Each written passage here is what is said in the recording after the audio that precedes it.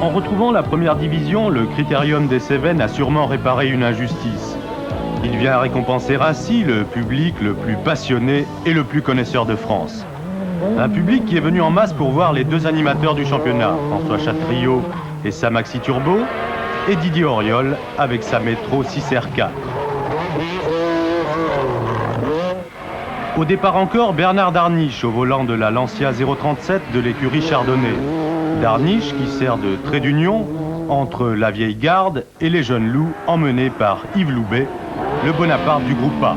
Très vite, hors de combat. J'avais un moteur qui marchait super bien. Les mécaniciens avaient fait un super travail. Tout était bien jusqu'au moment où on a eu cette panne complètement stupide. Ce qui s'est passé, c'est que la pédale d'accélérateur est passée sous la butée, le moteur est resté emballé à fond et j'ai tout perdu là parce que le moteur s'est emballé et on a cassé le moteur. Loubet éliminé, le groupe A résonne alors du sifflement caractéristique du turbo des Renault 11 d'Alain Oreille et de Jean Ragnotti.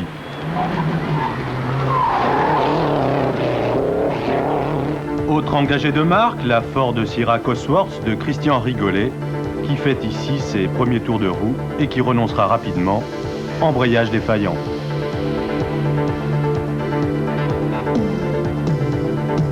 Très vite, Didier Auriol est handicapé par une panne de sa direction assistée. Il doit se battre alors avec une voiture qui refuse obstinément de tourner. Auriol concède ainsi plus de 2 minutes à un François Chatriot qui n'en demandait pas tant.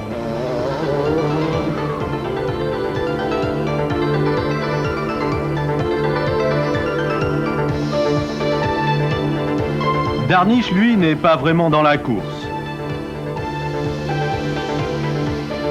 Touraine souffre d'un pouce endommagé après un retour de volant. Ballet se plaint quant à lui de la stabilité de sa Turbo 16 et Pignard fait de son mieux pour son retour en compétition. En groupe A, Bruno Bouscari a du mal à soutenir le rythme des R11 Turbo. Il manque un peu trop d'entraînement.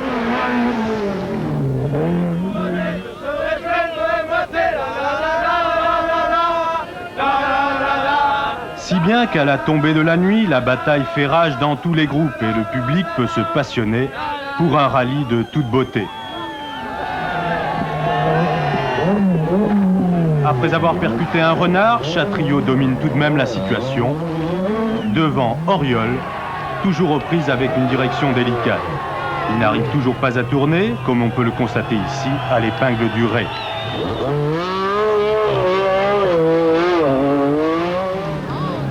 Ballet a résolu ses problèmes de suspension.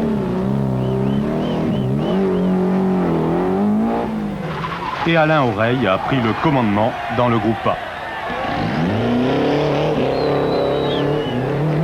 Si le public est ravi, Ragnotti ne l'est pas. Il connaît quelques problèmes avec ses freins.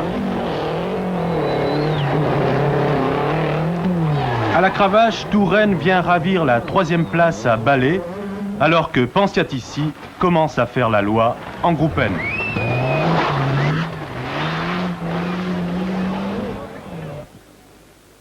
Le lendemain, c'est toujours la même ferveur, mais hélas, François Chatriot, le leader, est contraint à l'abandon.